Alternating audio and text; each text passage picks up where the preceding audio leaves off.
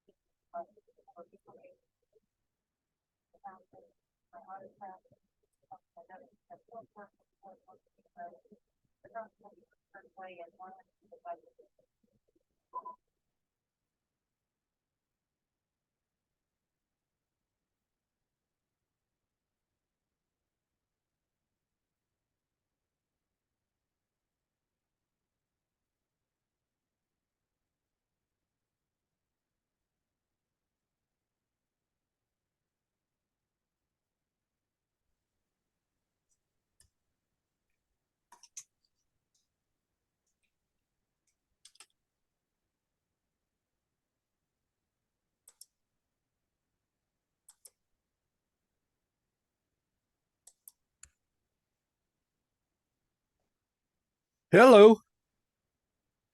Can't hear you. You can't hear me. Can you hear me? Yeah.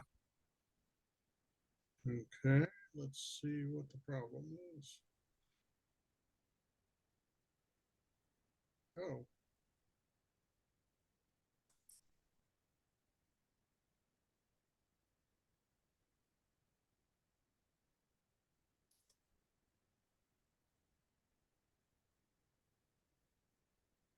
One, two, three, four.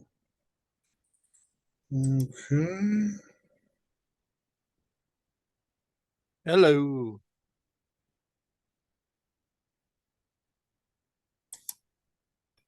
One, two, three, four. Hello.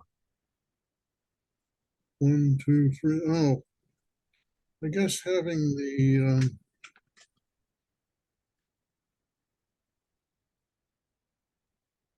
headset plugged in will probably help.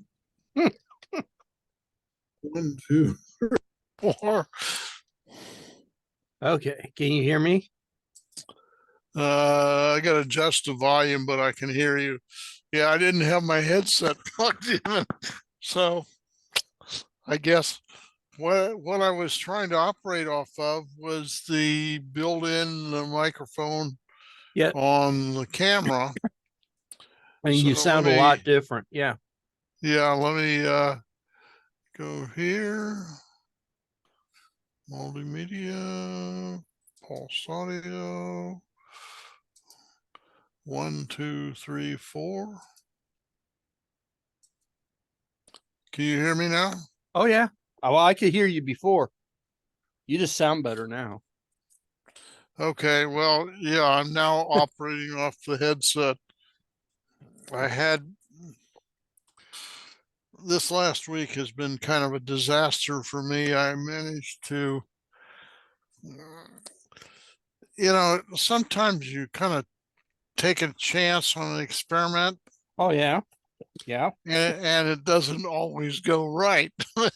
And last week was an example. I've been running Ubuntu 22.04 point, whatever the hell the release is now. And I decided to upgrade to 22.10. Well, the upgrade appeared to go okay, but somehow or another I scrambled the DNS process. And I worked for several days trying to get that DNS to work again, and I did all kinds of patches and so forth. And I booted from a thumb drive. It worked fine, but the 20, no, wait a minute, it's 22.10 actually is what I was trying to upgrade to, and I just hosed the DNS. So I learned more about DNS in the last 4 or 5 days than I've ever intended to learn.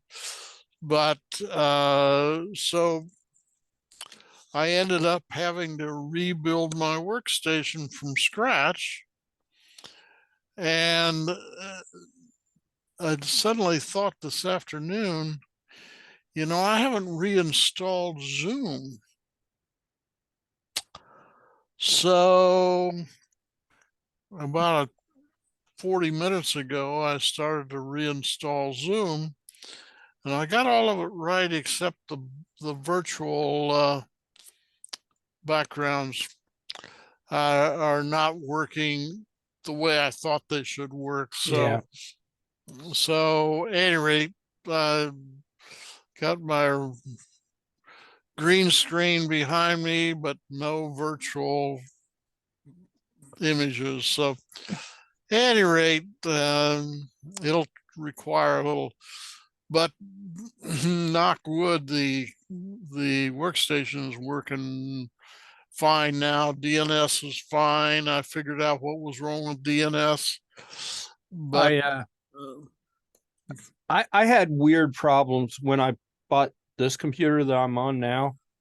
I went from 21.0 to 21.1, and things just broke for no apparent reason. I mean, just, you know, icons were a mess, and the theme stopped working, and just half a dozen other things. And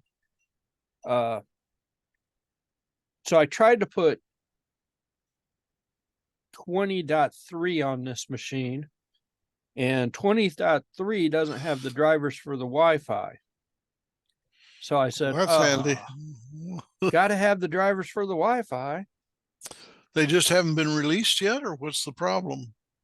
It's just an older, this machine has Wi-Fi 6 or 7 in it, and the older version of Linux just doesn't support, just didn't have the drivers for it. Okay. And instead of fighting with that, it was easier just to, because I had already wiped it out once, so I just wiped it out again and stuck 21.1 on it as a fresh copy, and everything worked. And I'm like, you're kidding. I mean, why would it break from an upgrade? But everything works. Yeah, well. So I've had similar experiences, but my solution was just wipe it out and start over. Well, that's basically what I did, is I wiped it out and started over. So, and then after I had the new one built, also a rollback to the LTS version, because what I was trying to do was try the non-LTS, the most recent non-LTS version, thinking it's got a newer kernel, maybe something will pop. Well, it popped all right, but you know, my old machine, I'm still running a 20.3 on it, and I upgraded the kernel on it not too long ago, and stuff broke, and I was like, oh crap, you got to be kidding me. So I rolled back to an older kernel and blacklisted the new kernel. So hey Jim, Howdy. what's the red cloud there to your right?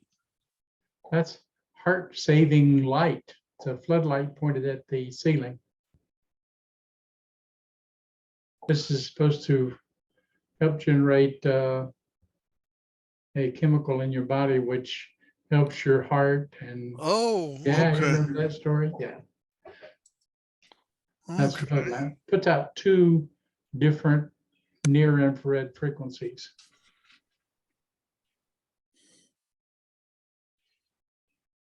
So this is some sort of an LED array or, Yeah, okay, LED lamp that puts out light in 2 particular at 2 particular frequencies.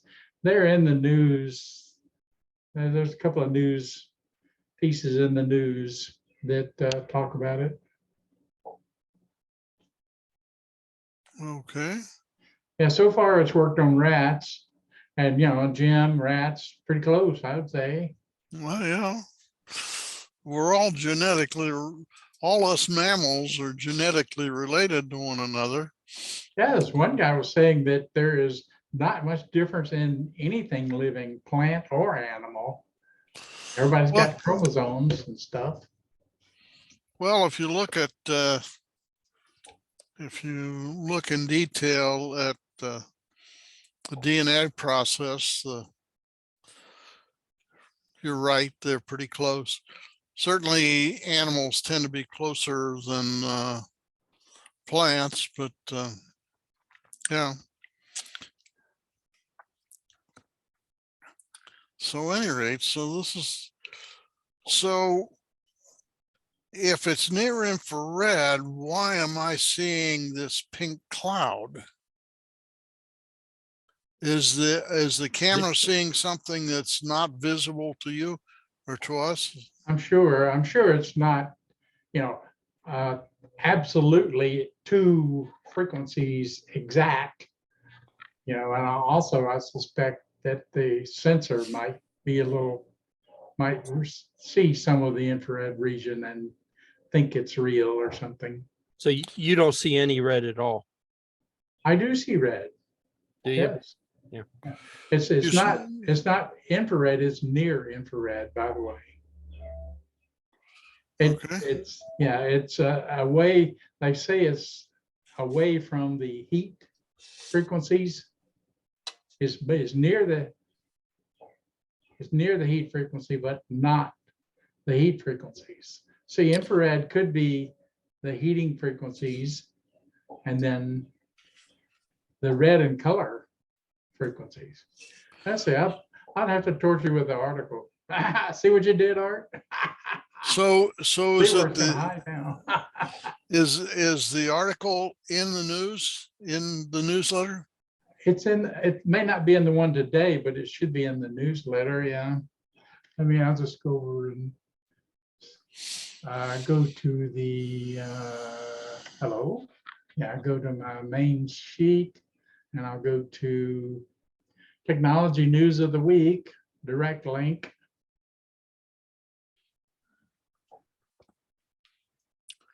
For which week is it? Oh, this is for all of them. Just if you go to the one in the main meeting announcement, it gets all of them. It doesn't. Let's see.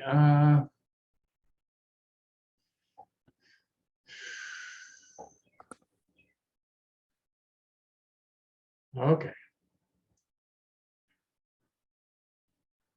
The battery thing is just going crazy. Well, there's a lot of motivation, let's face it. I mean, lithium is becoming like platinum, and it's become a real important commodity, and they got to find some other solutions.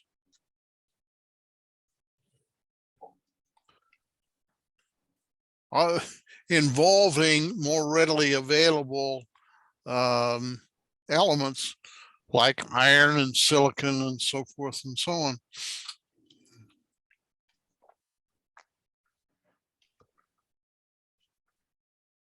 Okay, go to Technology News of the Week.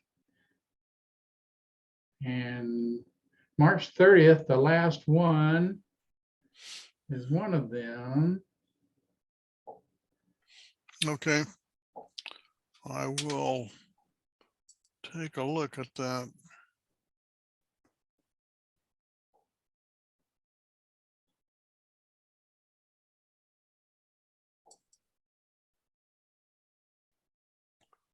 March 30, that's March 30. And the article is, And light therapy shield against aging hearts from disease. okay, I'm still finding news. Let's see. Oh, yeah, and also there's another one on April 6th. Okay. Let's see if it is.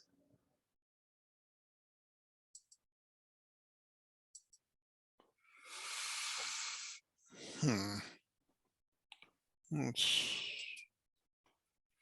one on April 6th.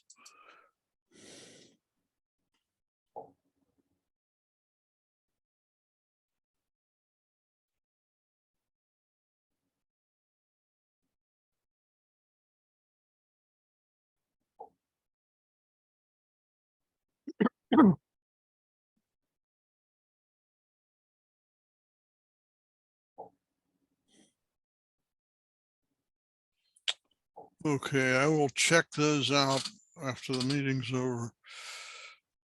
What is the mechanism? Okay, all right. Okay, you answer it. I won't get him. He's not going to escape this one. Leroy, you heard him ask. I heard. Okay. He's done for now. Now all I gotta do is find it. There it is. Share.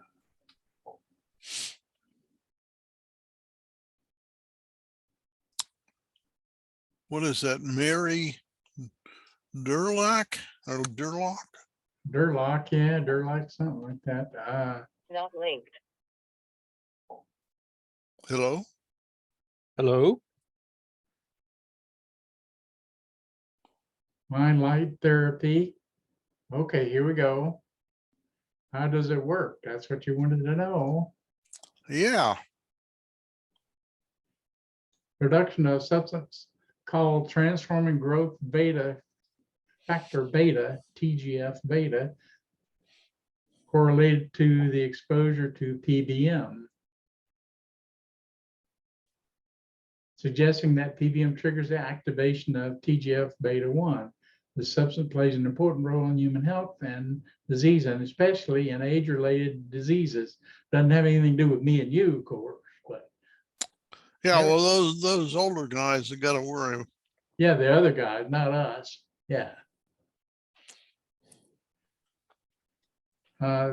Said the TGF beta 1 regulates stem cell activity, inflammation, and immune system function that may partly explain why light therapy works. Okay, obviously I need to do some research on this. So when I get old, I will have this Yeah. information. Yeah, when we get older, we might be interested in this. Yeah. Yeah, right. The study shows that long-term exposure to a low-dose near-infrared light in a non-thermal manner, carefully adjusted, may benefit heart health and longevity. The next step is controlled human clinical trials. Okay.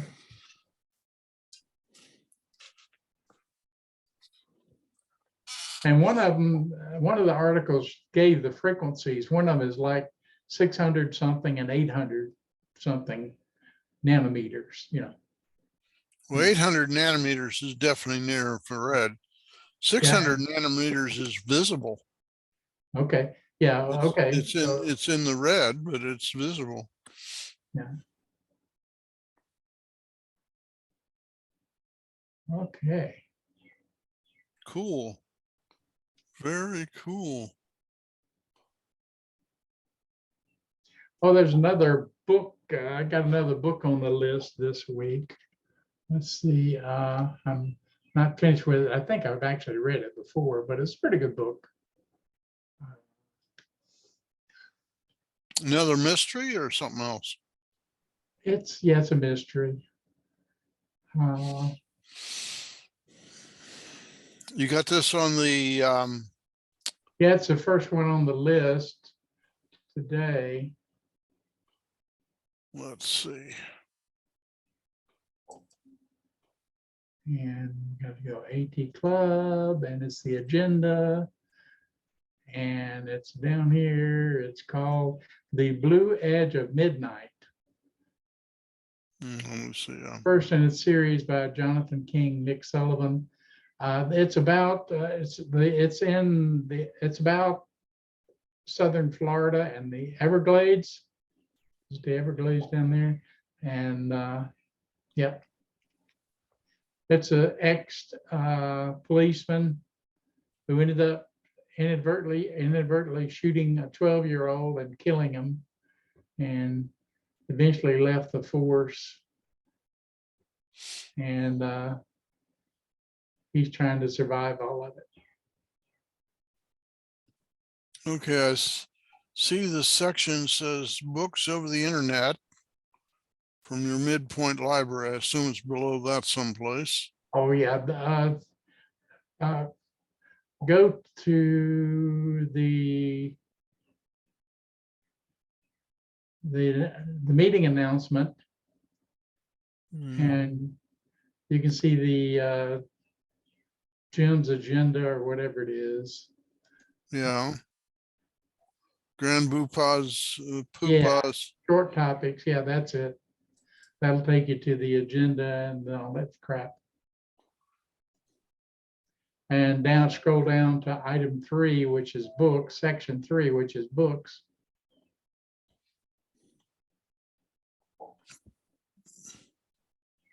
The Blue Edge of Midnight. Okay. So it's got 2 authors?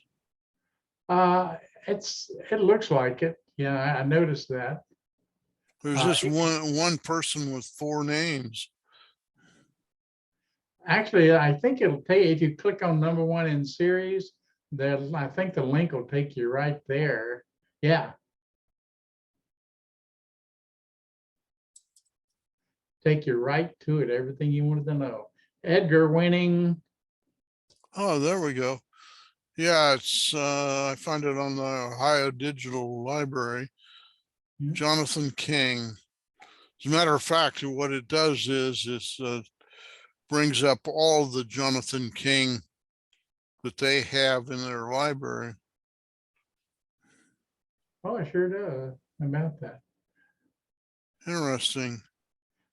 Yeah, it was a pretty good read. I remembered it when I read it, and I just kept on reading it, but I'm like that. I'll read the good ones again. Okay. I will take a look at that.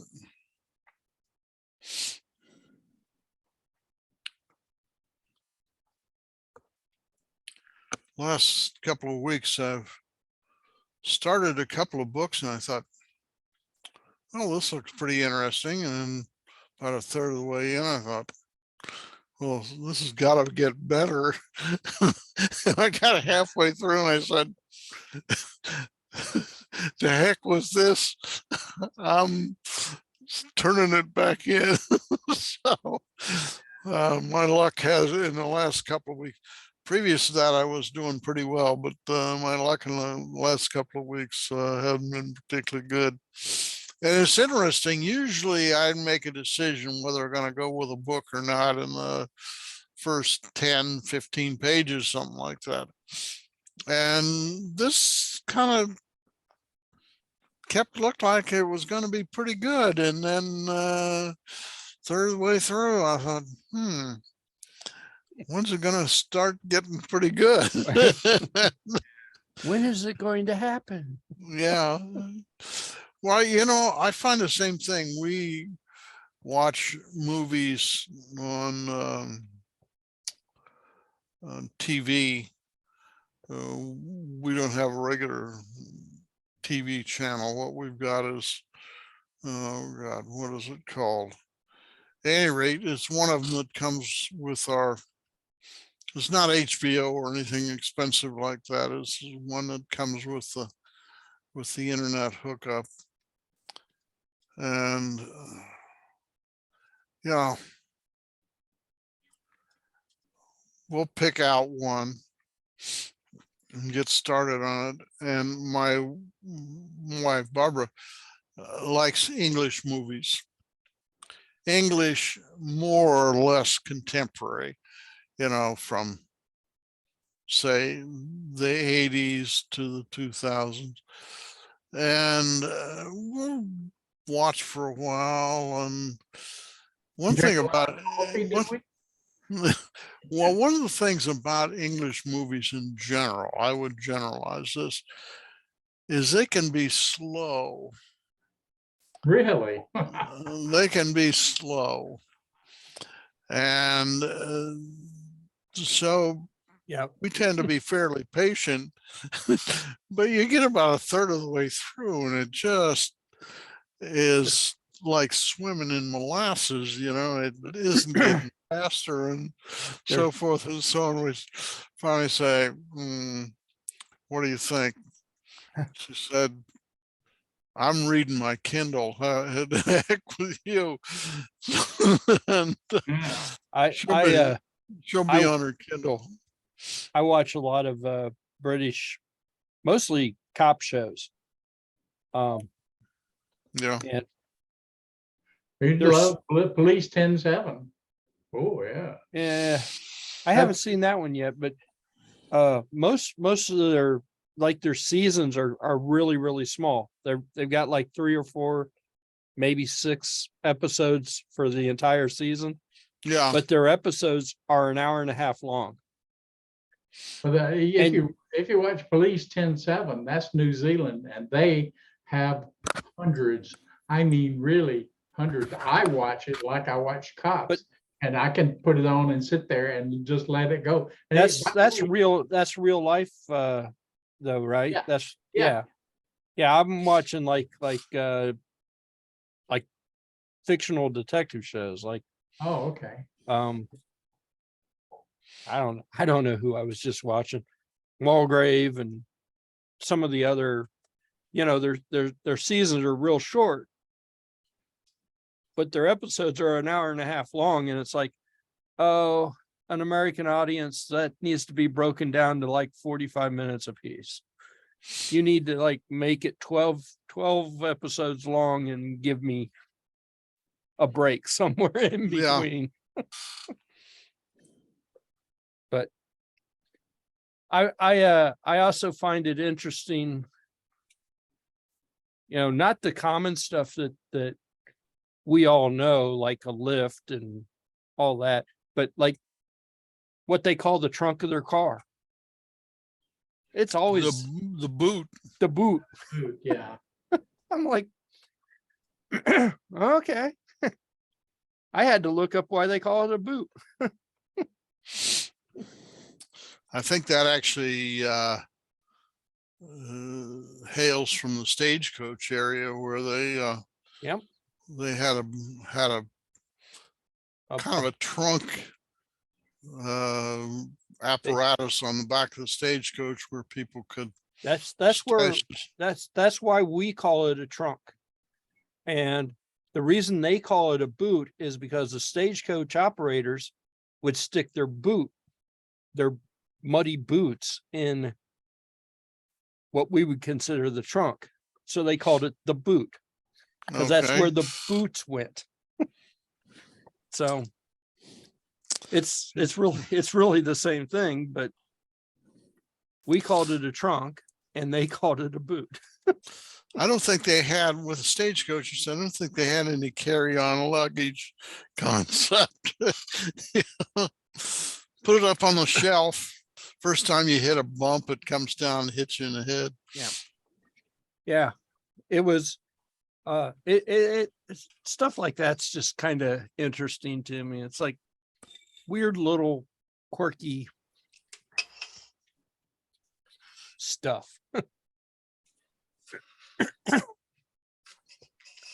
They're saying that the fixed wire access providers like T-Mobile and Verizon, they should looking to be overloaded by 2027. That's internet in the home, you know, FWA. Interesting. But all the bandwidth they were claiming, I'm not surprised. It's not too busy just for phone and phone service. That's probably why when I went to the T-Mobile website, it said, act now, there's only like 50 spots in your area. They're probably trying to control some of that. Yeah. Well, that's also the salesman's pitch, you know. Oh, yeah. Buy it now, You're the man. last one, limited. It's gonna be gone next week. You know, I might believe that if it wasn't just the way it was worded, it kind of made me think, yeah, maybe they are actually limiting this. Because it's hasn't officially rolled out in our area yet. So, or at least where I live, it hasn't officially rolled out. interesting. So Amazon is talking about having internet service via satellite. The latency problem with that is a real, well, unless you use the low LOS, the low Yeah. orbit satellites. Yeah, it's going to be like the like one that Starlink. what's his face already has the thousands. They got to have 115,000 satellites up by 2020. Oh, you're talking about Elon. Yeah, Elon is going to be a competitor for Elon, and Starlink. Yeah. their dish will cost $400 to set up instead of Elon's $600. Ooh, that's still too much. Yeah, Give me a well, $50 That's the setup, dish. and then the monthly is not that great unless you happen to be in the middle of the Gobi Desert or someplace or another, which is not accessible. Then it becomes economic. But if you happen to be in one of the, I'll use the term civilized areas of the world,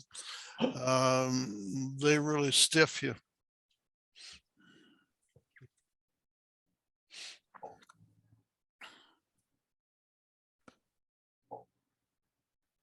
I bought a new radio. oh, what'd you get? It's coming from China. Oh, you're buying from the commies? Oh, man. So when is this supposed to be here? May 1st through the 11th. They're going to send you a little bit far each day or what? When I first looked at this radio, it said April 28th, and then I refreshed the page and it went to May 1st, and I went, oh, okay. But it's $30. Well, that's certainly It Hey. is. enough. So that if I understand what's going on right, it actually has 2 VFOs in it. So they're independent of each other. Really? And it's a wideband receive from 50 megahertz to 600 megahertz, which is unheard of for the $30 radios. And it will do airband. And seems like a decent radio. The reviews on it are fairly good. It's a Chinese radio, so they're not, great, but the reviews So are you bought this through Amazon. Amazon. Yep. So it's coming from China, but you bought it through Amazon. Okay, cool. I looked at eBay to maybe buy it off of eBay, and the price was $35 from eBay, and it was $30 from Amazon. Both coming from China, so I said, okay, That's I don't care. interesting.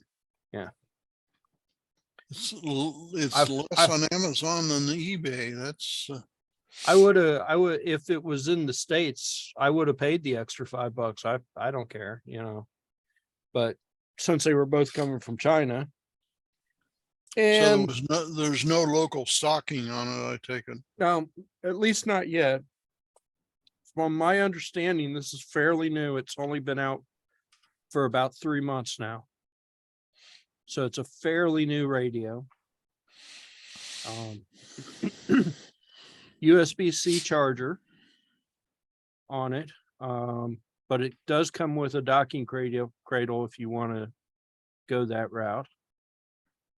So And you can set it on your desk and, yeah. It's an analog radio. It's not a digital radio, but so it's not SDR, it is analog. it's an analog radio. And price wise, you familiar with the Baofangs, the UV5Rs?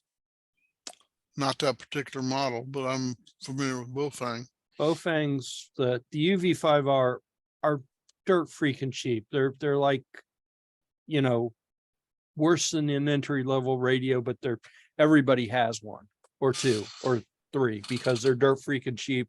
And if they'd get broken, it's no big deal because they're so cheap. This radio is about $5 more than the Baofeng and does 100 times more stuff. Okay. And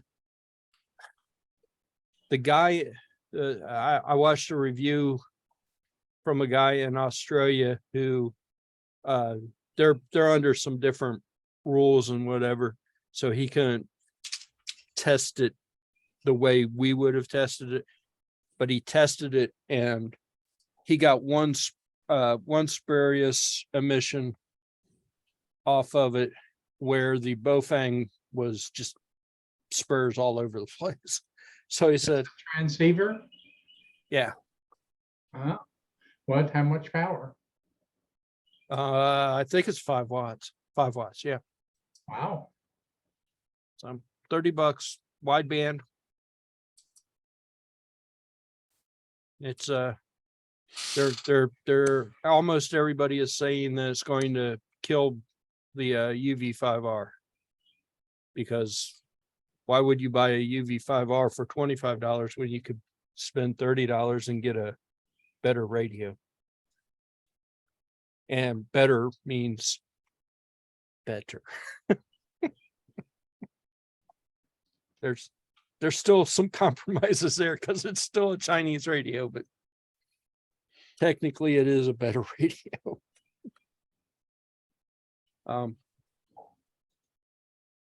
He had the stock antenna on it, and he said he was in his basement and that the airport was 5.5 miles away, and he was listening to air traffic control with no problem.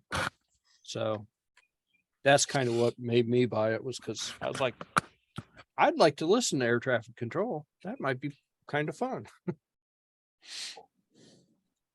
So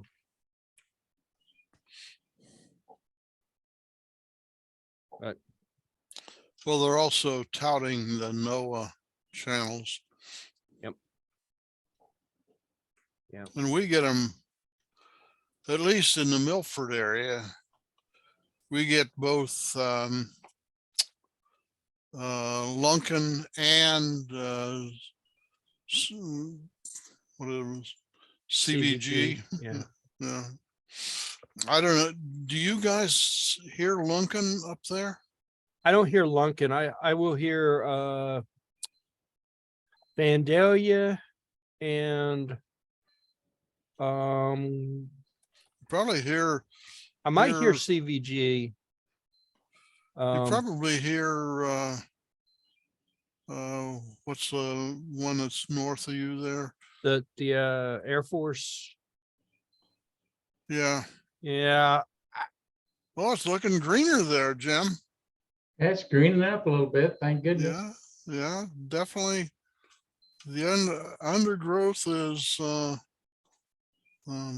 getting greener. See a lot of grass there too.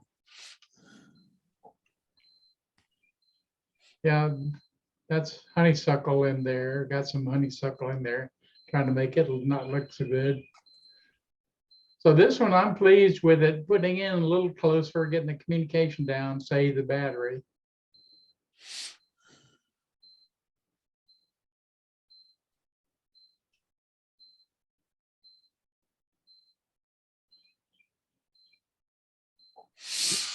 Yeah, you were saying that they are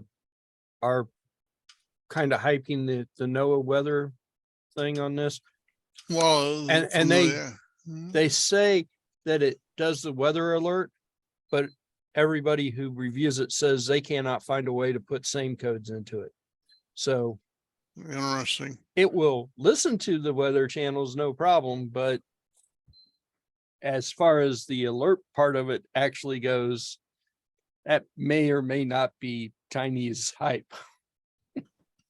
Okay. That's fine. I mean, all my handhelds will do NOAA weather, but I don't think any of them actually do the alert. I could just tune in the channel and listen, you know. Yeah. Well, you guys get the occasional tornado out there, so that's kind of handy to have. You know, still for $30. I mean, $30, yeah, is a pretty good deal. it's not a killer that it doesn't actually do the alert. It's more of a, oh, cool, there's a bad cloud over there. Yeah. Okay. It's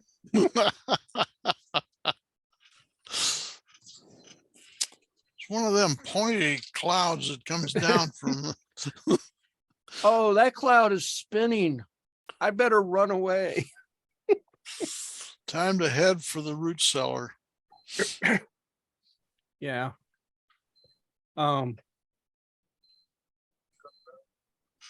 See the other, you know, nobody's really said how well of how good of a receiver it actually is for you know, because it's a wideband receive from 50 to 600. So we'll just Be interesting have to see. Be interesting to see how it works on 6 meters. Yeah. Well, I know that radio is a wideband receive, and I hear absolutely nothing on 6 meter. Well, is anything going on 6 meter? I don't know. Because when I poked around 6 meters in Milford, it seemed to me like nobody was there. So, Yeah. Wow. Why would you be there? Just need a bigger antenna, you know? Well, that's difficult on a handheld. Yeah, that's what I think this one's problem is the antenna is just not tuned for 6 meter, even though because this is a Yaesu. It's not a cheap radio. It should have a fairly decent.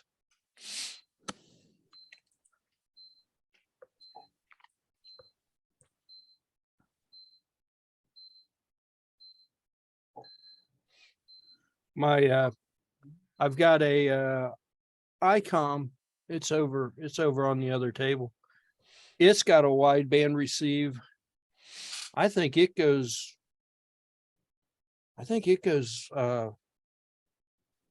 down to 20 meter. But I've never heard anything on it. 14 megahertz. 14 megahertz. Yeah. Yeah, FM. Yeah, how much FM is going to be down there? Yeah. I've never heard it. Now it's got an AM receiver, but I've never heard anything down there. Yeah, well, of course the antenna is probably sucks. Wideband FM down that low. That's too wide. You'd have to do narrowband FM. Yeah. So of course the antenna probably sucks on it too, because I'm using the only antenna it's got. Yeah. Oh, Art, there's another one. The red light is not all. Green. green lights too. You're starting to get into fringe territory. Oh, Yeah, you think so?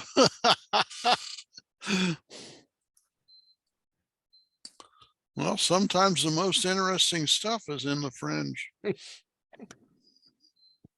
yeah, we wander off the path occasionally. Well, if people didn't wander off the path, new stuff wouldn't be discovered.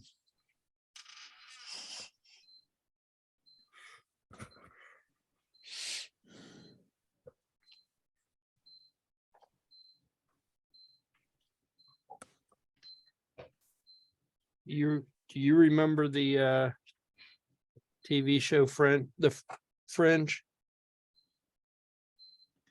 Hmm. from probably 10 years ago now?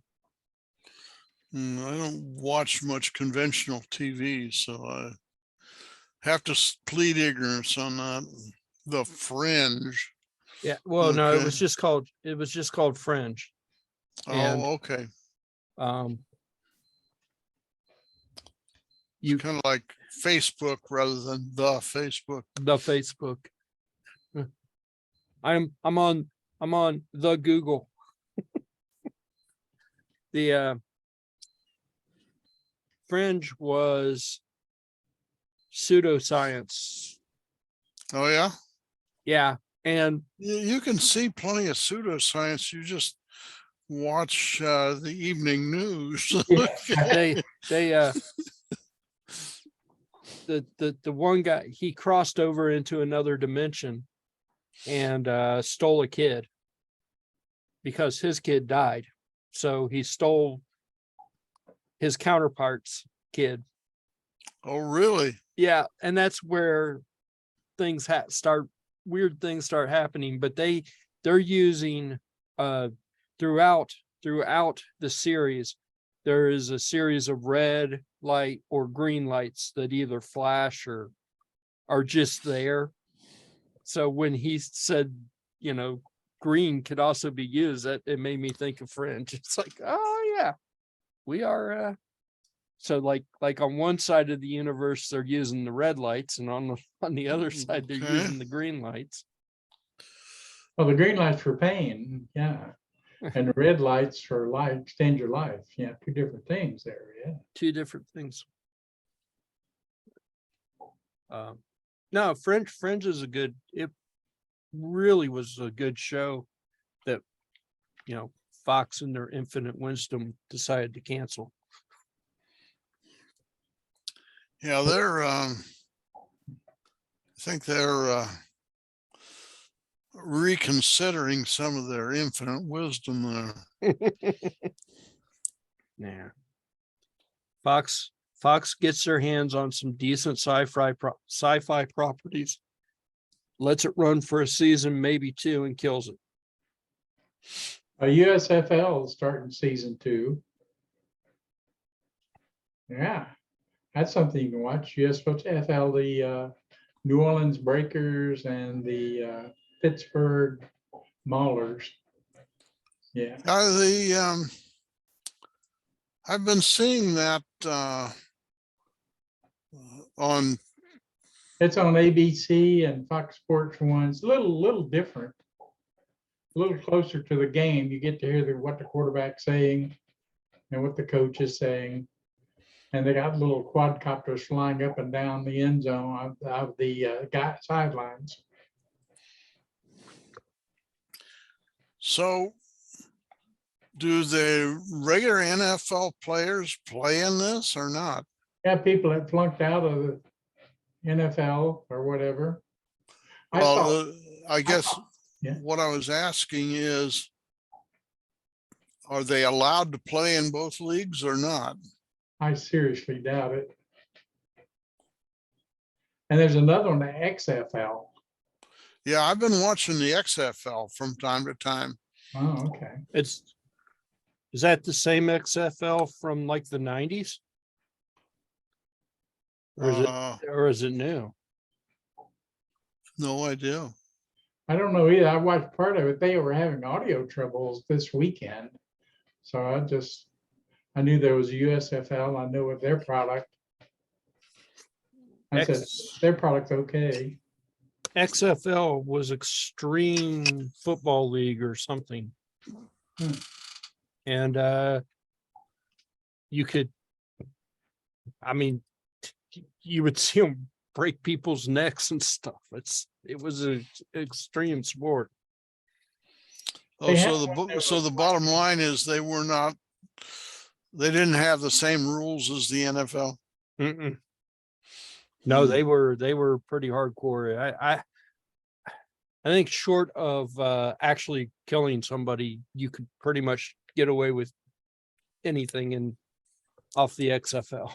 So it was a real blood sport. Pretty much. Is that the one where they were playing in a box?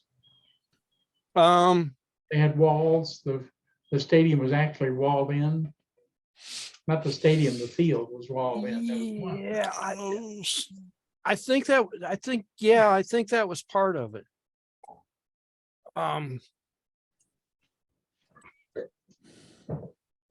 so this would be like hockey then.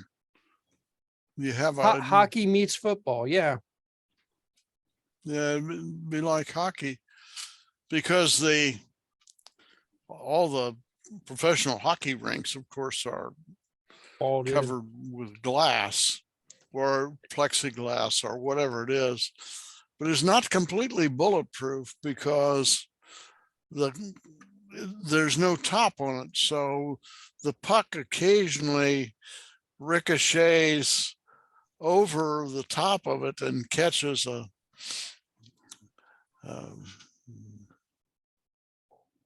somebody who's watching.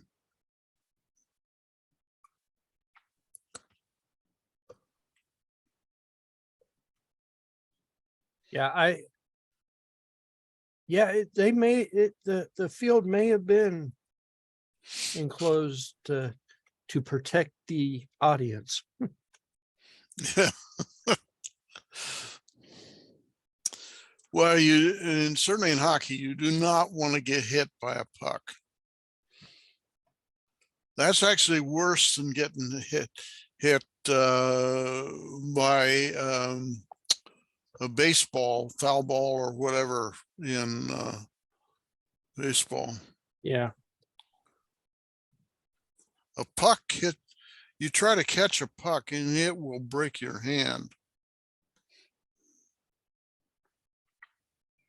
According to Wikipedia, XFL lasted one whole season. I wonder So why. what's on now? I see XFL now. That is a different XFL. I don't know. That was back in the 90s. It says the season actually was 2001. The league was formed in 1999. Interesting. And the season was played in 2001. So I saw an XFL game less than a month ago. yeah, that's the 2020 XFL seasons. And is it the same organization? It doesn't look like it. Spring Football League. So The owners for the original XFL were WWF. So, and NBC and WWF. So Worldwide Wrestling Federation and NBC. And it looks like the owners for the current XFL are Alpha somebody or another, Dwayne Johnson and Danny Garcia. Well, now there's a combination. Okay. So it looks like it still has some founding in the WWE, though. Not the WWF, but the WWE. That's kind of interesting. So maybe they're trying to bring it back as being a little less violent.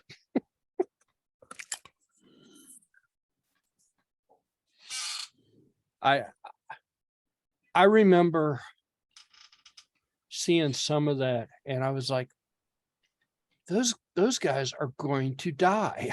It's just, Yeah. Well, they're, you know, basically marketing violence is a profitable business.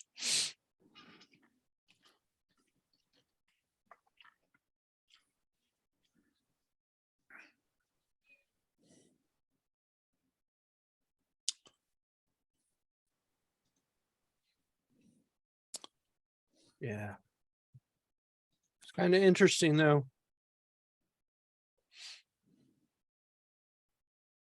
The movie The Sixth Day had a brief portion of it was about the XFL.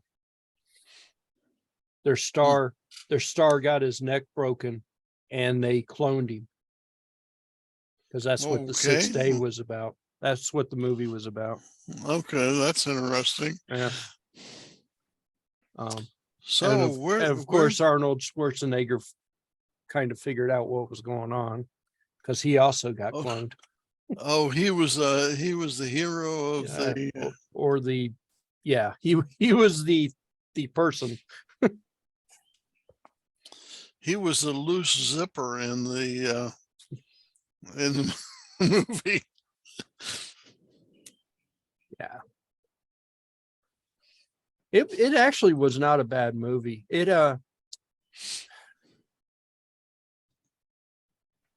think Ford probably had some sponsorship in it or something.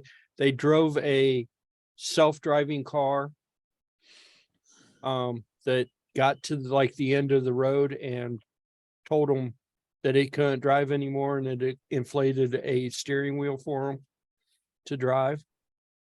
Very interesting ideas from 2000. I mean, that movie was, 23 years ago. That sounds like a concept from Men in Black. Mm-hmm. I don't remember if you,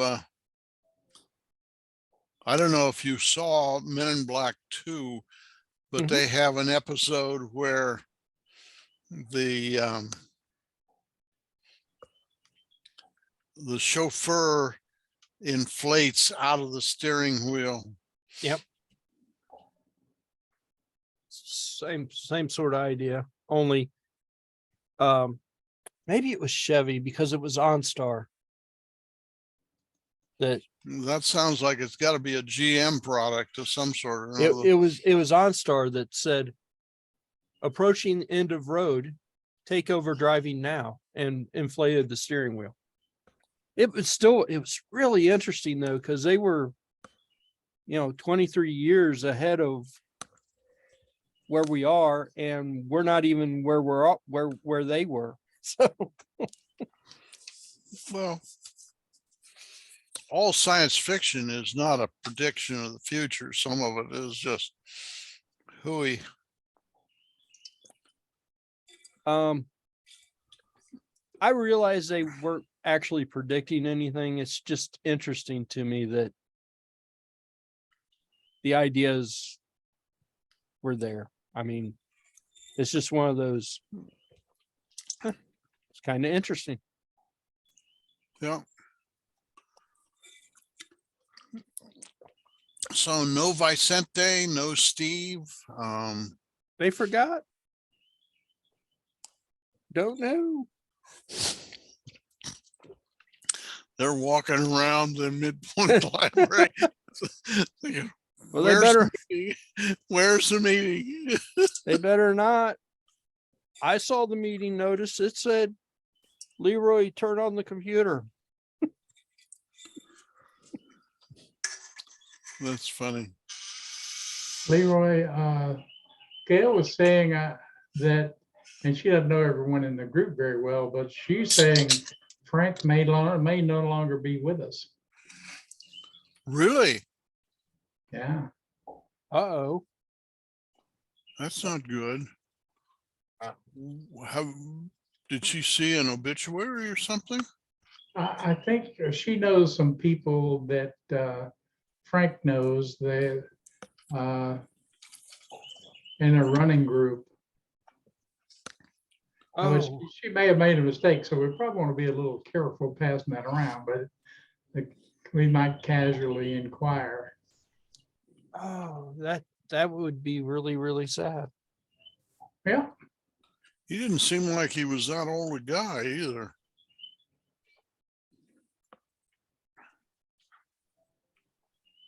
I mean, speaking as a younger person.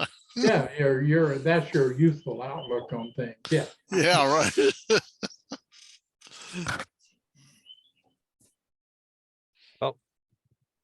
We didn't say his name too much, but here comes Ray. Maybe. Oh, Ray. Ray. Wonder Maybe. what time zone he's in. We've always said that. What universe is he in? You know? Yeah. It's just sitting there saying joining. So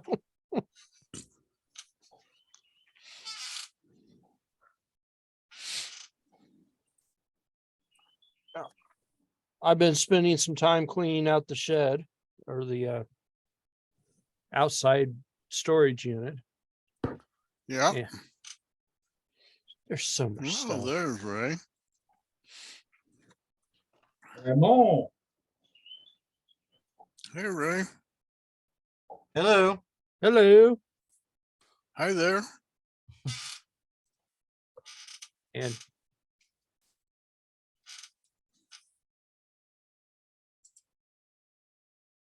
are you in town, Ray, or are you off gallivanting around the world? I am in town this week. I am galloping all around though. Yeah, here I am. There you are. I've had a interesting past 2 weeks. Yeah. What have you guys been doing?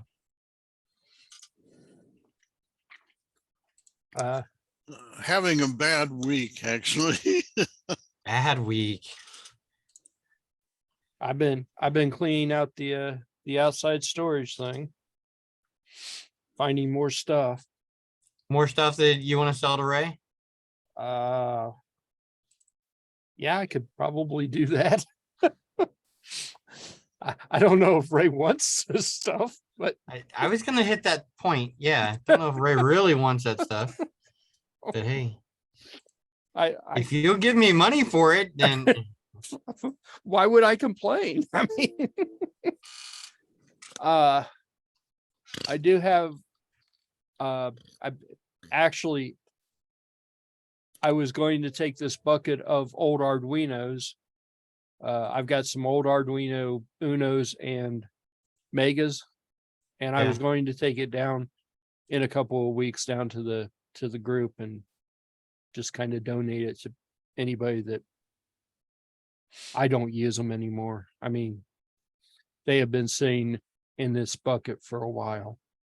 well, so long as they're still functional, of course we want them. I know you do, but you You're can't fine. have my bucket. But I was going to take them down there and share them with whoever.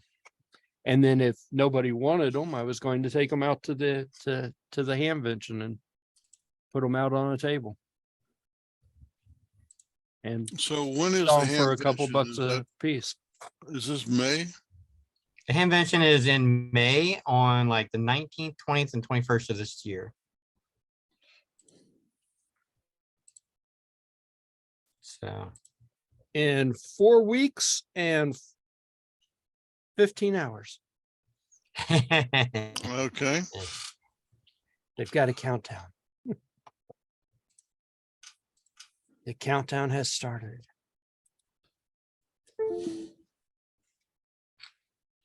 yeah. It's not a joke. I love Hamvention. So I think it's well worth my time. Greene County. Where's Greene County for? It is about 22 miles northeast of here. It's in the fairgrounds. It's So it's north of. you know where Xenia is? Yep. It's It's in Xenia. it's Xenia. Oh, okay. It's the only thing interesting in Xenia. Pretty much. Actually, that's where I got 3 of my COVID vaccinations. Yeah, it's Green County. Wait. It's good for Fairgrounds. something else.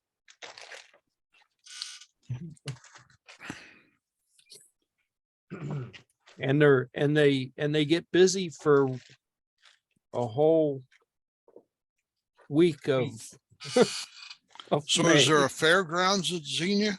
It's that's what it is. It's Greene County Fairgrounds.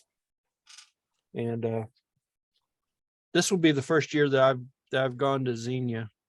I used to go to Hera quite a bit, but Is your This will be- first year going to Xenia? this is the first year I'm going to Xenia. Shocking, man. I know. What's been wrong with you? Well, Hattie always wants to go to the Trenton yard sales, which are the same weekend. I can understand why she doesn't want to go the Hamvention, but Yeah. Well, she usually wins. So Oh, gee. So what is this doodah that she wants to go to? the citywide, yeah. Trenton, the city of Trenton, they do their citywide yard sales, and Monroe usually does them about the same time. So she goes to Trenton, but the last couple of years in Trenton, there hasn't really been a whole lot of stuff. So where's Trenton relative to Tokyo? Tokyo, other side of the planet. Yeah. Xenia or Trenton compared to Middletown? So Trenton is an adjacent city directly to the southwest of Middletown. Yeah. It's So it's along 75 someplace? no, Yes. No, Trenton is not on 75. Monroe is on 75. Trenton is due west of Monroe. Trenton is what is that, 73 and Route 4? 63 63. goes west on Monroe. That will hit Route 4, go Route 4 about 2 miles, and then immediately on the west is Trenton. It's So apparently there are 2, what's a polite term for scavengers in your family, right, Leroy? sure. Well, I mean, you're the one that's always going to these, Buzzards and scavengers. Oh, I'm a scavenger too. I like going to auctions. I'm not going to throw Leroy under the bus. We're both going to crawl under the bus together. Okay? okay? Yeah. Yeah. Yeah, Ray's just as bad as I am. Ray goes hundreds of miles away and drags stuff home. I do. And if I would have been driving a truck the other day, I'd have brought 1,000 pounds worth of something home. See, Heck I'm yeah. not that bad. I will go, maybe 100 miles. Maybe. But Ray's got all those buildings to store stuff in. That's true. And I've Yeah, got but those buildings are filling up or they've been repaired to a point where they're now rented. And so I can't just go throwing stuff Right. around. Ray doesn't have room anymore either. Not much room, not enough. I wish I had more space. Looking to buy another building here or there, maybe. Yeah, I got Patty to agree that I could go to Ham Vision this year though. So Have you been saving your money? I don't have a lot, but yes, I've got some. So, See, now if you cleaned out your closet and sold it to Ray, you might have a little bit more money. Okay. I'm kind of saying that I'm not real sure that Ray wants the stuff that's in the closet. What do you got? You're just like, Ray don't want that. You don't know.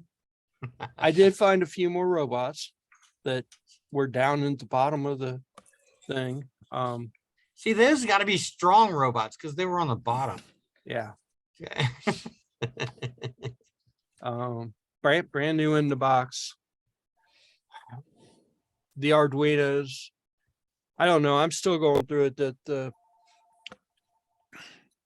I opened the door and stuff fell out on me. So But, yeah. Hello, can I help you? okay, Ray's getting muted for right now. Mute. Yeah, you don't want to give away his business secrets. So,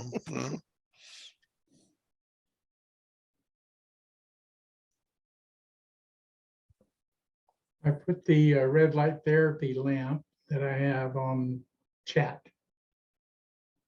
Oh, May- cool. May go to it. I muted you, Ray, when you answered the phone.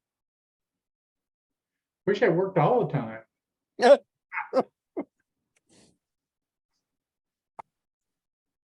Sorry, it was I'm in business, I'm at the shop, I gotta answer the phone, but I'm like speaking 3 different languages. I'm like, oh well, no, this is a robot. I like robots, but not like this. So don't need the robocalls. no.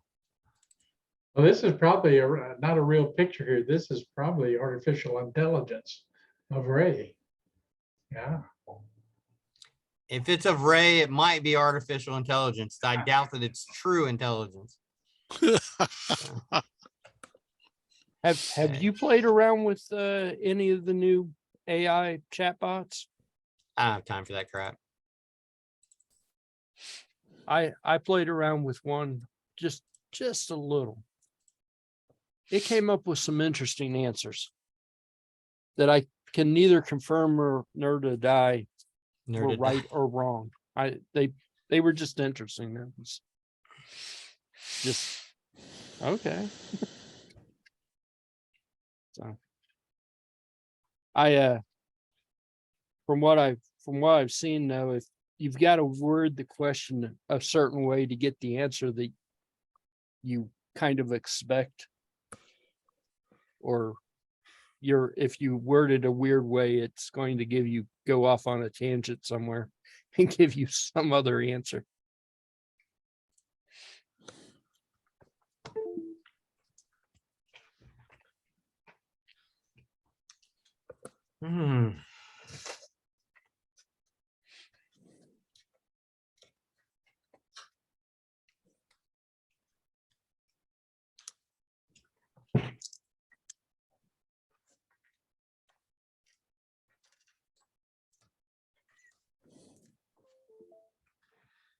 So last week I went to Las Vegas.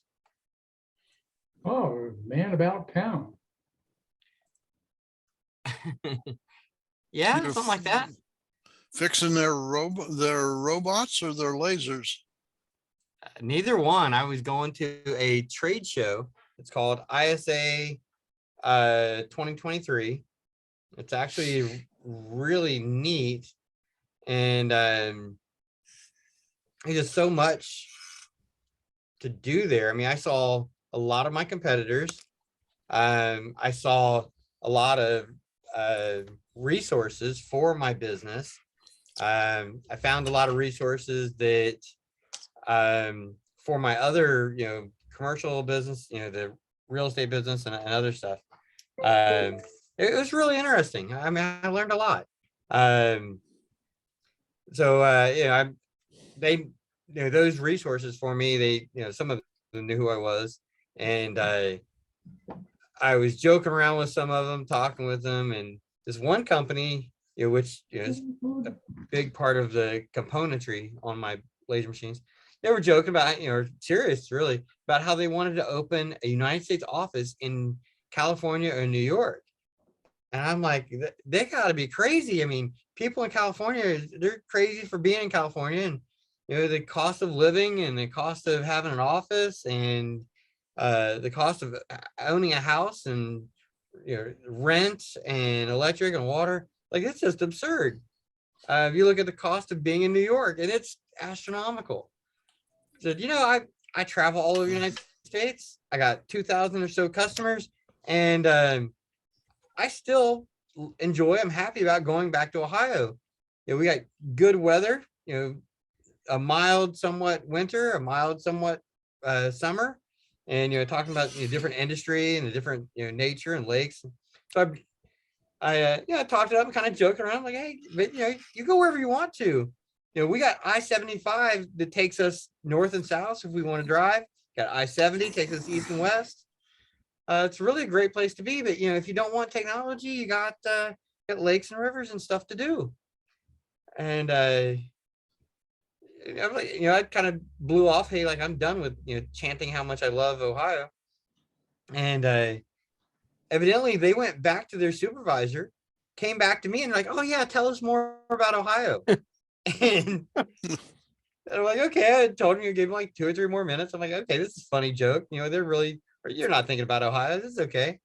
So we talk about some other business, and I come home and they call me up. And they're like, yeah, we got an extra day and we want to come to Ohio. Can you show us Ohio? I'm like, how can I show you all of Ohio in one day? That's just crazy. Like, how about this? I'll show you Middletown in one day. And so we went to the Chamber of Commerce. We talked to economic development in the city building. I showed them what some of the lower income housing, some of the high housing, the standard. Like, here, I live in the middle, guys. I don't have some elaborate house. If you want to get an apartment, what it looks like, some of the parks, how often there are parks in town, what the elementary schools look like, what the high schools look like, a little bit of shopping, do the grocery thing. Because their idea of going to a grocery store is very different than ours. I even took them to a Chinese restaurant, not to eat food, but to talk to the Chinese people and say, hey, what do you think about Middletown? And turns out one of the guys that they talked to at the Chinese place was from the same city that my visitors were from, back in China. I was like, what are the coincidence? And even further is like the Chinese guy that lives in Middletown, he used to live in California. Then he moved to New York, and now he's in Middletown. He's like, yeah, Middletown's a place to be. It was hilarious. So we ate, we had food, and with the Cracker Barrel and other stuff. We came back to the office, finished up some things, talking about Ohio and what kind of building they might want to rent for their U.S. distribution and part service headquarters in the United States. Wherever they want to be at. And they're like, Ray, do you have a building that you could rent to us? And I'm like, wait a minute, I don't have 1,000 buildings. I got a couple here and there. And let's see what all we can find. Let's see what we can do. And so we got all the business out of the way, and then I put them on a 4-wheeler, and I scared the holy hell out of the lady. And then I dropped her off, and she's like scared but smiling and laughing but crying. And I was like, okay, Wilson, it's your turn. And he's like, no, I don't think so. No. He would not get on the 4-wheeler. I don't know why. We had fun. And so I picked him up from the hotel, took him back down to the airport in the morning. I got a flat tire and come back to the office. So it's been really interesting for those guys. They are the laser tube manufacturers and distributors in China. So they do the #1 brand of laser tube for all of the CO2 carbon dioxide style laser machines. And having them in Middletown would make my inventory of laser tubes amazingly good. Return warranties and warranty claims very, very easy. It would eliminate my cost of shipping for those 2 items. Instead of me carrying an inventory of spare parts on laser tubes, I could just go to them a block away, a building away, or a mile away, and I could buy laser tubes from them immediately, like whenever we needed them. So my inventory would be like 0. See, I knew that was why Ray really wanted them in Middletown. Oh man, you have no Just the idea. parts, just the parts Parts alone. availability and the cost of 0 shipping. Oh my Lord, that's great. So they're Wait. talking about putting a distribution center in or a manufacturing center? A distribution center, parts, and customer support.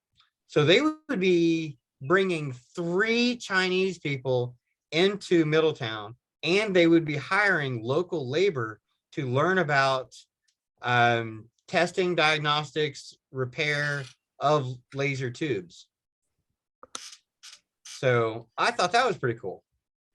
So I got to talk to them. Hey, take them back to the airport, and that's all done.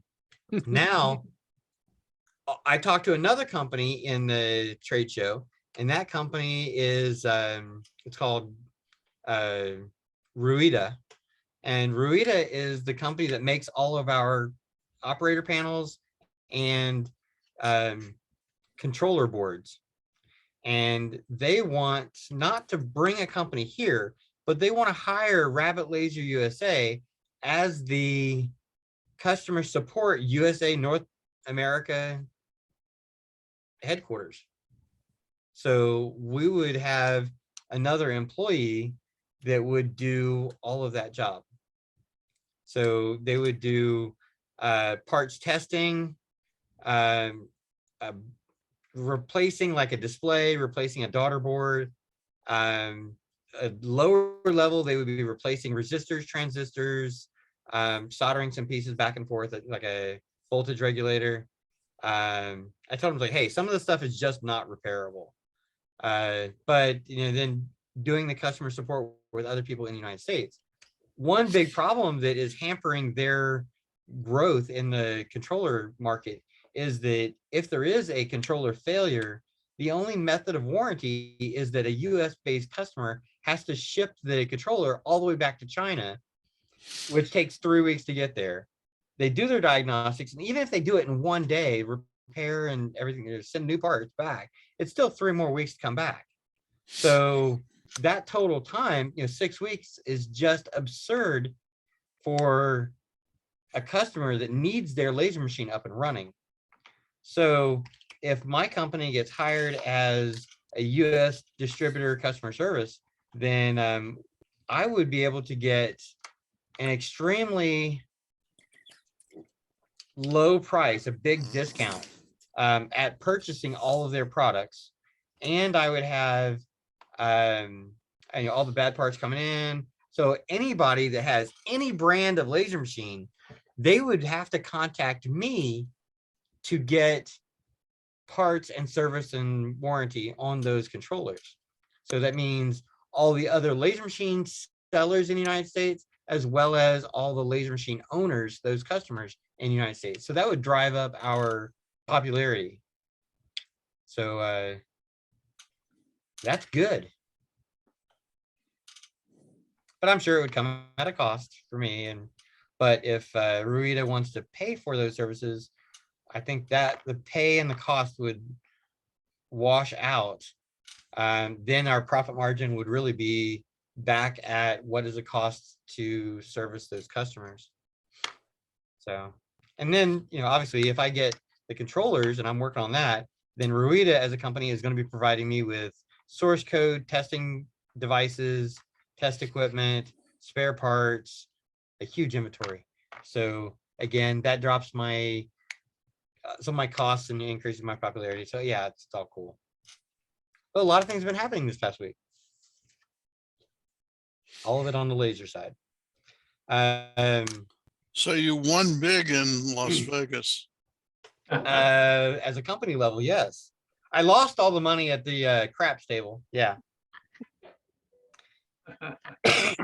They did teach me how to do the over and under and the carryover and all that stuff on craps, but it doesn't matter. Let me tell you, the house always wins. Of course. It's you look at overall everything. I mean, there's going to be a couple winners, some big winners over time, but for the most part, it's designed for the house to win your money.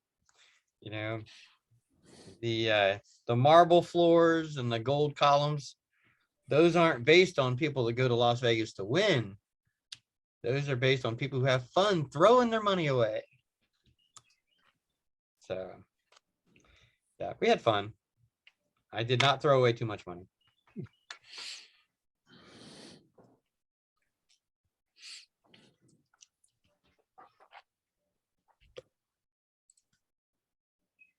All good? I've just been cleaning. That's it. Well, we want you to be prosperous, Ray. That way I can afford to buy something from Leroy. You're going to buy it no matter what. Yes, you, Ray, you are going to be the winner of Ray's lottery or Leroy's lottery. Of whatever this is. Whatever he wants to sell. And Oh, we goodness. don't know if you even need it, but there it is. I did buy this radio though.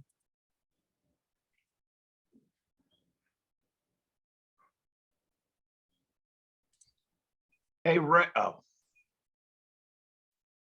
29 whopping dollars. I can't get my picture up there. Oh, this is Ray.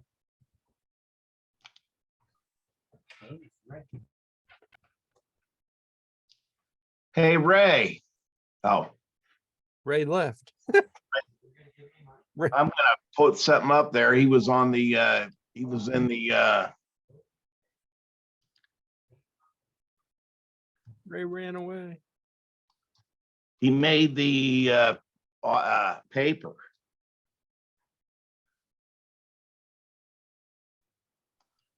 There he is.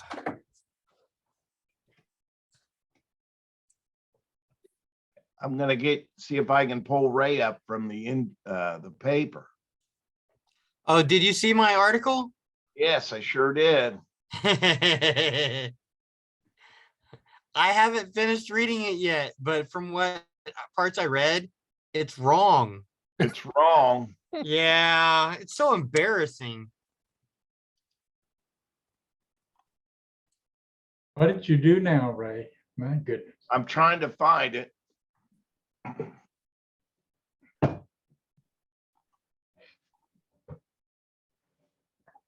Trying to find it, Ray. Give me a minute. I'll pull it up for you to get it.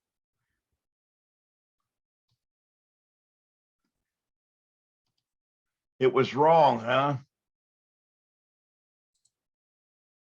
Yeah. You guys want me to share it? Sure. I can. Yeah, share it, Ray. I saw it. I read it, and I watched the video clip. Okay, let me share my screen. They interviewed you. You gonna put up that up there too, Ray? Yeah. The video, yeah. Okay. So, this is the first time I've read this, guys, except for like the top third of it. And I did fix my internet the other day. I was proud to say I know Ray Scott. You did a good job, buddy. It's not starting. It's not a long clip, you know. Rick McCrabb was the guy. You guys can see how on the lower windows here, Mhm. There's plastic on the inside because we're painting inside that area. We've gutted that. It's been about 3 weeks, but we've gutted that down to damn near nothing. Didn't he interview you in one of the banquet halls or? I was standing right behind the little symbol right there. And yeah, they interviewed me in there. Why don't know isn't why isn't it playing? I don't know. Let me try it again. What was it, 2 days ago in the paper? It was in the paper on Tuesday, and I think I was actually there on Saturday or Sunday.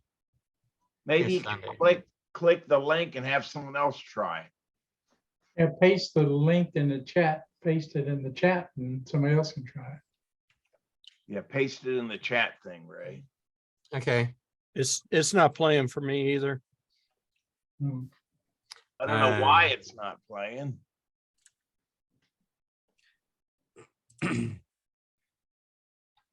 Because you did a good interview, Ray. I was impressed. Thank you. I could tell you had your sleeves rolled up. I don't know why it's not playing. Honestly, huh.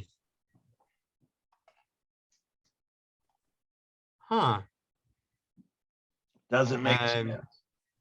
Well, maybe this- Leroy can play with it and find it and show it the next time. Oh, I got it playing. Let me share it. Okay, I'll stop sharing. Go ahead. I'm trying to share it anyway. I guess Art's there in the background. Gotta go back to, Well, I come to I can't even read the rest of the article. You got it to play, Jim? yeah, I gotta find my share button now. And then I've got, you here. I think I've got all the article. I just can't get it to play. There he is. And You gotta get the sound. Okay, it says subscribe now to keep reading. If you're already a subscriber, log in here. I guess it was available that day, but I can't read it from last week.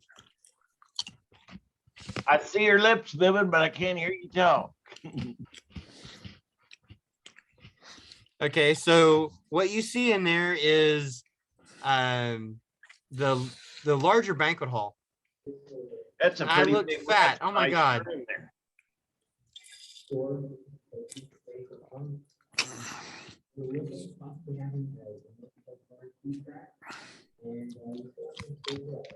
can't really hear it. No. I got one glove on. That's funny. Sounds very murky. That's because it's coming out of the speakers and going back into the microphone. Okay. Cause I want- I don't think it's working real well, Jim. Absolutely. Having 27 offices. Yeah. Aren't we stepping all over some copyright laws here? Yeah, we need to stop this. You hear about so many different areas of working in the office. And the Journal would be Here, they can, the news I company that don't would see come it. after us. water, Is that against the law to show that? as well as institutions of- No. Somebody make fun of it. Then it's called satire. It's about 50, 90. When I post this video to YouTube, they may or may not give me a copyright strike because I use a portion of somebody else's video. And that But it's a happened. video of me. Yeah, I just think I that's know. exciting. And I live vicariously through you guys, so I got goosebumps when I saw that. and there really was no audio, but for some reason they still flag some part of my video. And sometimes I have to like black the video out because whoever owns the video wants to be pain in the buddy. Compensated. Well, doesn't Ray own that video? No, no, The not at all. Middletown Journal owns it. No, If they if don't. any, if well, yeah, Rick McCrabb would be Works. the author of the article. He probably has some say so. Because he did it under the employment of Middletown Journal. Journal. Probably No, Middletown they own it. Journal. They probably Yeah, own it, he's yeah. an employee working for them, and they put it in their paper. My Well, I was down there years ago for a job interview in accounting in the mid '80s, and that building was not in the greatest shape then. You could tell, it was an old building. And then Okay, they shut so it. When did they shut that building? It was empty for God knows how long. But okay, so didn't Cox Media buy him out, and everything went up to the Dayton Daily News building, and then that got sold, and everything's yes. out of Indianapolis now. All right, so if you want to, I'll kind of narrate what was in the article. Basically, they're saying that the former Middletown Journal building, which housed this newspaper, written for decades, is back in the news. Raymond Scott, the owner of the laser business in Middletown, purchased the building at First Avenue and Broad Street for $128,000 at a 2020 sheriff's sale. And since then, he has invested $240,000, replacing 70 windows in preparation for renting out space in the 3-story, 34,000 square foot building. It's actually a 50,000 square foot building, and the investment of $240,000 was just the beginning of all the money I had to throw into that hellhole. Okay, so the potential, Scott said Sunday, potential was the key word when asking about the building. We're taken from something it wasn't into something that is really nice. My first occupant will be Three Roses Wine Cellars, a business owned by Michael Penrod, who has another location in Northeast Ohio. Penrod is remodeling a 3,000 square foot portion of the basement and hopes to pour his first glass of wine by the end of July. The truth is that Penrod isn't doing crap. Penrod is there interested in doing something, while Ray Scott is the one paying for and actually doing all the remodeling. Okay, so Mr. Ray, it was in the building on Sunday afternoon talking strategy with Mr. Penrod. Our workers were protecting the windows by covering them with a plastic while we were getting ready to do some painting, additional painting. Mr. Scott says, we have a lot of great ideas. And Mr. Penrod said, this is going to be fun. Mr. Penrod did not say that he was going to be spending any money. So Mr. Penrod is waiting for all the different organizations, including the city and the liquor board, to give an approval before Mr. Penrod is going to spend a penny. So they're just waiting for Mr. Scott to put forth all the money to do the remodeling. And if nothing gets approved, then Mr. Penrod is going to walk away and laugh, saying that he didn't spend any money at all.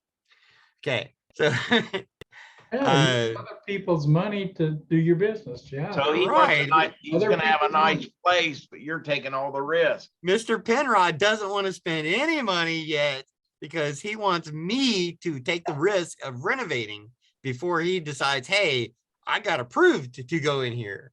But the truth is that any improvement to the building is going to remain my property, my ownership. So if he lets me do it, it's my money. If I let him do it, it ends up being my value as well. So anyway, the article continues on. It says the newspaper building will include 2 banquet halls that seat 150 to 200 people, a warming kitchen, 27 offices, space for 30 to 40 cubicles, 1 apartment for short-term use, retail space on the first floor, and possibly a remote control car track for the basement where printing press was located. So they wanted to throw that in there.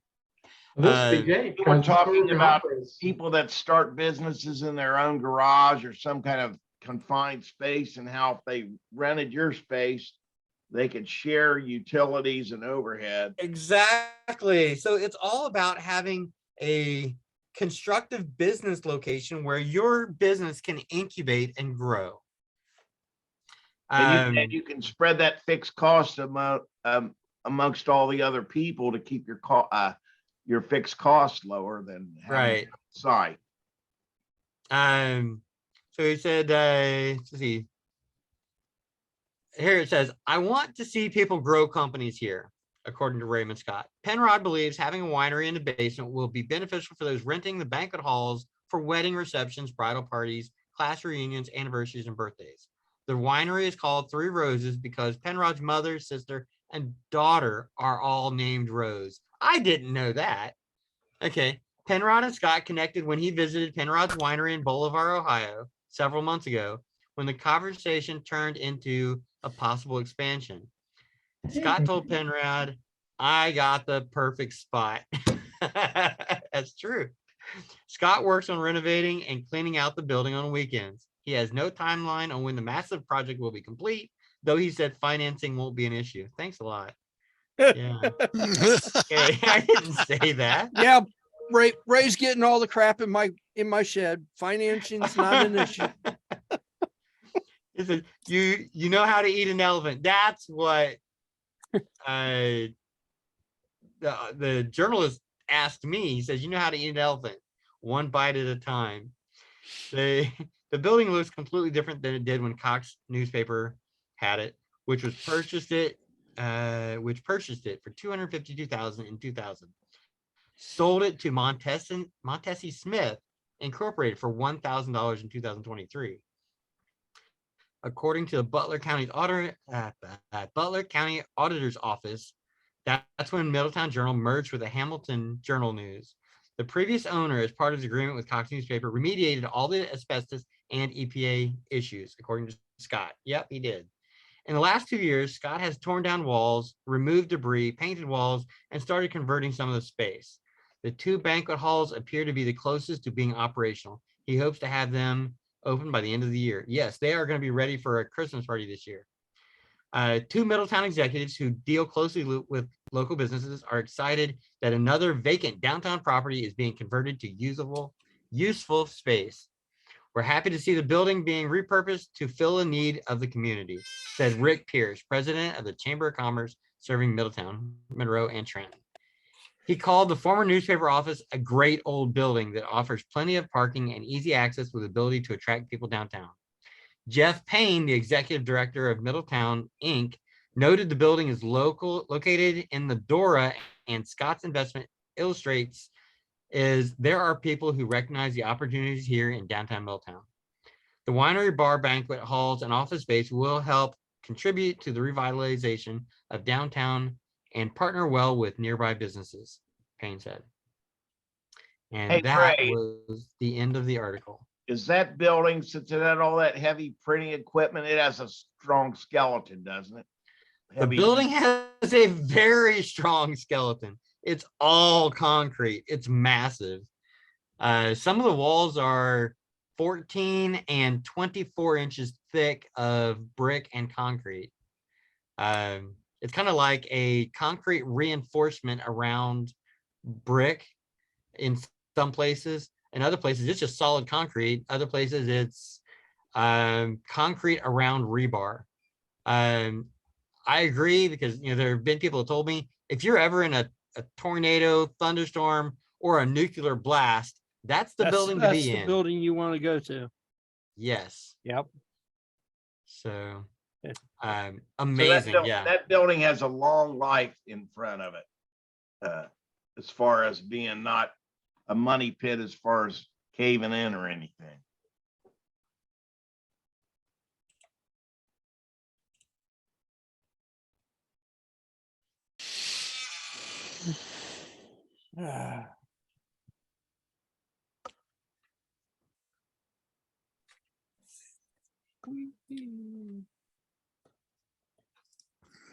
So you're gonna have a Christmas party. You'll have it ready for a Christmas party, huh?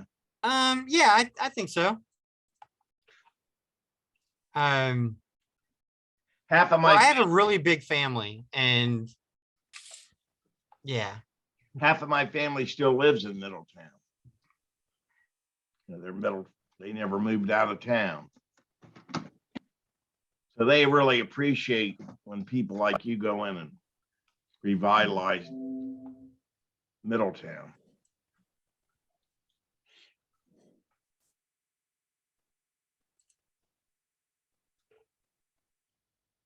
Well, so long as it's economical, I mean, we can do this. If it's just not economical, I'm sorry. Yeah, you're not doing it for just austerity. You want the payoff. Well, I mean, there's a certain amount of payoff coming out of it. Yeah, but like if it's just not worth it, if it's just a crazy cost, I don't think anybody's going to go into it. Yeah. Okay. Looking at that picture where I was telling you about how all the plastic behind the windows, that whole level, my first intention was to do that in glass block. And I still think the glass block would have looked nice, but the city did not approve glass block. And I was going to put good glass block in there. But doing the windows this way, it was much more expensive, but it does have a very contiguous window structure, and it looks good. I mean, I'm not going to complain about it.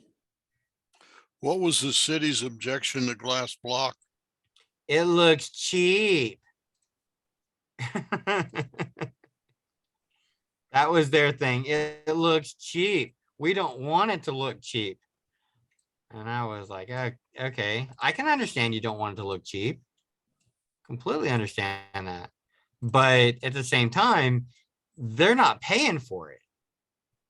So if they're not paying for On it, Yahoo, it's on Yahoo. it is? Wine business. I just put it in the chat. Okay. Well, I would like to get a copy of the video, where I can get the copy of the video from. Well, the video is apparently embedded in Yahoo. Okay. He was in the building Sunday afternoon talking to Scott as a worker protected the windows by covering the apparently it's in the Yahoo if you pull it up. I'm working on it. I cut and pasted it into the chat.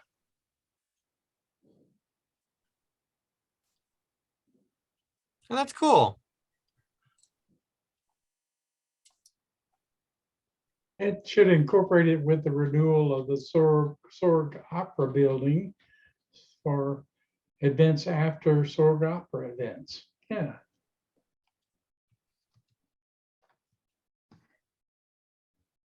I definitely watch that video. I'm thinking, man, I need to lose some weight.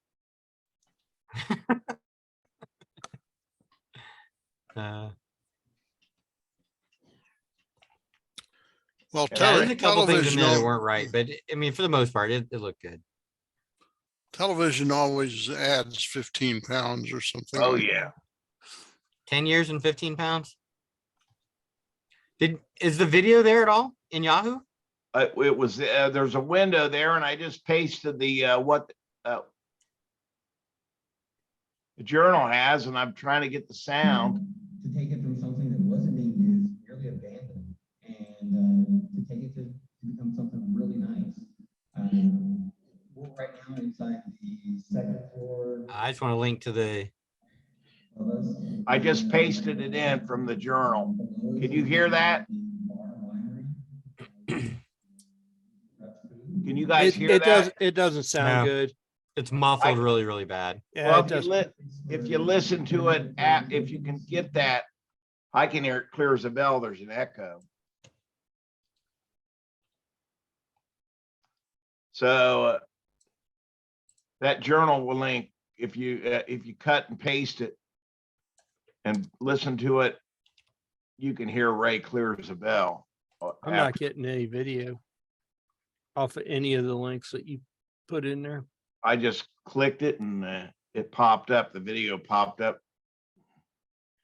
clear as a bell. Yep. I'm not getting any videos.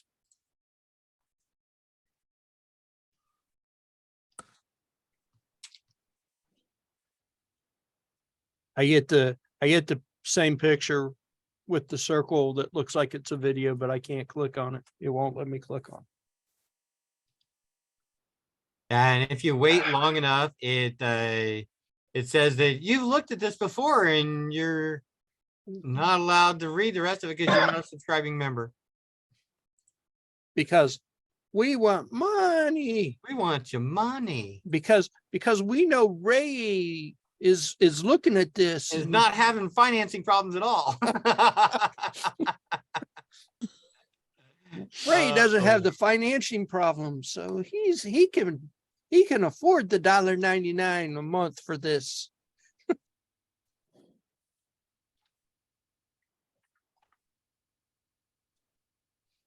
Whoa, wait a minute. This is a different article. He put 3 different links in. There's 3 different. 3 different links. The last one was from the Journal. Yeah, that's The one from Yahoo. Well, 2 of them are from the Journal. 2 of them are from the Journal. One of them was about Montesi, Gary Montesi. That was 20 years ago. 2014. The second link is from 2014.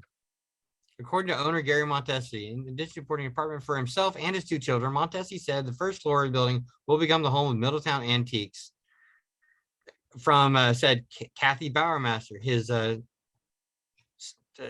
Which never gotta really be nice, happened. his Did it? friend.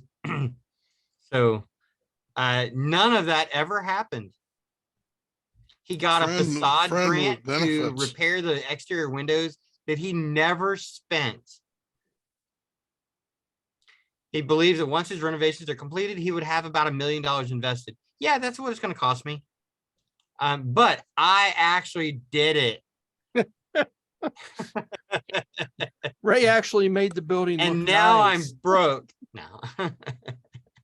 I'm sending this to you, Leroy, this link from the Journal, just in case. I don't know if it'll do any good. Are you I sent sending to it to email? Leroy Miller, and I sent it to you a second ago, where I got the sound on my end.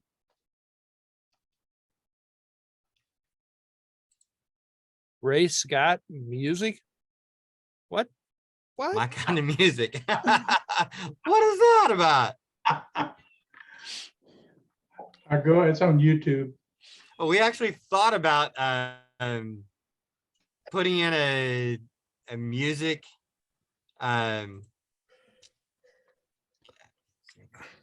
We thought about putting in a dance place, sound a dance. stage for music, Yeah. but the problem is that it doesn't draw more people. It draws one person, 2, 3 a month, and then it sits unused. I wanted it to be a place that gets used more by everybody. What about a dance place? Like some banquet halls do dances. Banquet halls can host dancing. Yeah, I don't Yeah. mind that. I don't care if you come in there and do yoga, do Zumba, talk about your woke community. I don't care. Well, they have people that do this. They're groups that's what they do. They rent banquet halls and promote the dance, and they get people coming in. I don't mind. There's a big one up in Canton. They do make portable stages for They like do banquet move. halls. Well, these I'm talking about, they had no stage, they had no anything. It's just a dance, and the people that like to dance go in and do, dance. They just have a dance, and they have a DJ, and they come in. That some of them don't even have a DJ. They just play music, and they have a promotional group, and they handle all the chairs and all the setting up the tables. And they just rent it from you, which is what you want. Yeah. Look at it. One in Canton's been going on for 50 years.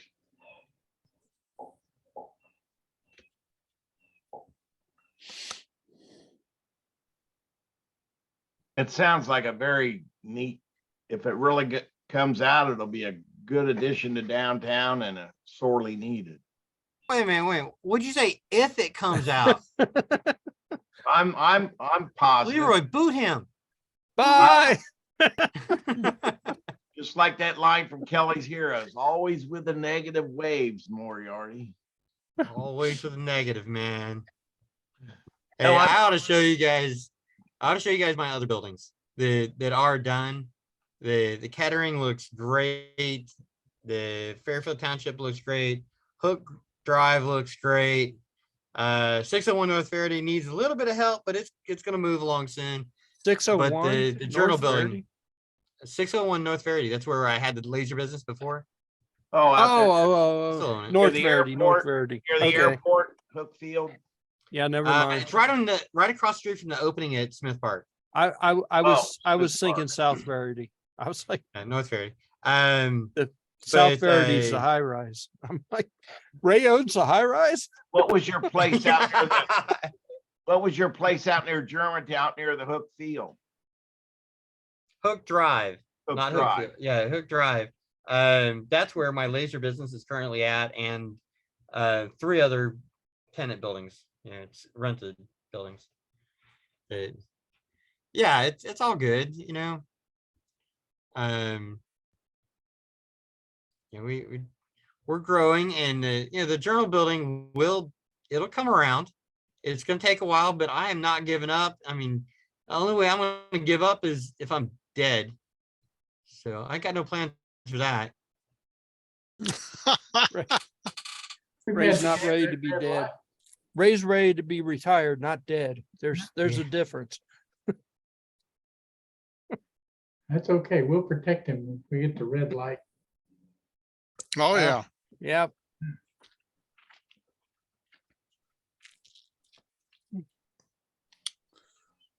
Gotta send him one of those lamps, Jim.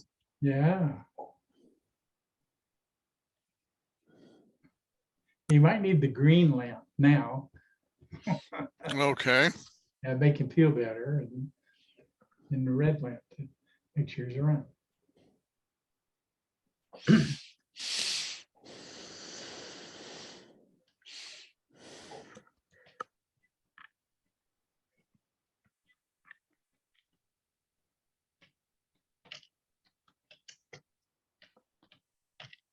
Hey, I watched Sanguli, This Island Earth, with the aliens with the big foreheads. I saw it before, but I never remembered the movie. I missed that one. I didn't record that one. I'm looking for the mole men this weekend. The Mole Man, but This Island Earth, they had these big friggin' foreheads, these aliens did. And they were going to Earth to mine uranium for their planet. It was running out of uranium. It was made in 1955, very cheesy. I look back at some of those movies and how terrible they were. I don't know why. And they made lots of them. This Island Earth really wasn't as bad as a lot of people say it was. I mean, it was pretty bad, but it's one of the better bad movies. Well, I would say, yeah, you have to rank it. It's wasn't terrible bad, but It's not horrible. It's and it was in color, was in color. And the which gal that was the good looking gal, she was at one time one of Howard, who's the guy? Howard Well- Hughes' girlfriend. color was a big, I mean, that was a big deal back then. I mean, if the movie was in color, you knew it was probably had a better budget. Yeah, but the thing about it is when they were that saucer came back into Earth, they got into that bay and they were still in outer space flying an know. airplane back into Earth. I'm not saying that it had problems. Well, the plausibility meter just went off the chart. It went to the negative scale when they did that, you know. Oh, yes. Oh, there it is. That's There it. you go. This Island Earth. Leroy, you're the geek. You got your own model of This Island Earth space sheet. You're a geek supreme there. 3D printed. found it on thing. Oh, you 3D printed that baby. And it goes right So into the it's ocean. the mole people this week. But This Island Earth was not a bad movie. It was It was- bad but good. It was one of the better bad movies. You know, Well, I mean, because of Svengoolie and how they pan everything, it gives those movies a second life, which in any other format would not be viable, I don't think. but you can actually watch that. I'm pretty sure it's uncut. You can watch that on YouTube for free Can you? without interruptions and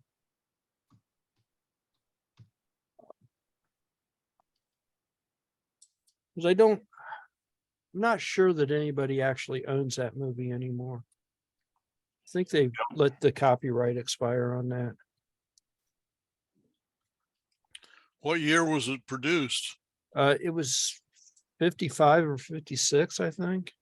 Well, the original copyright would have long since run out, but If you want to click, you can see the guy with a big forehead. I just put it in the chat.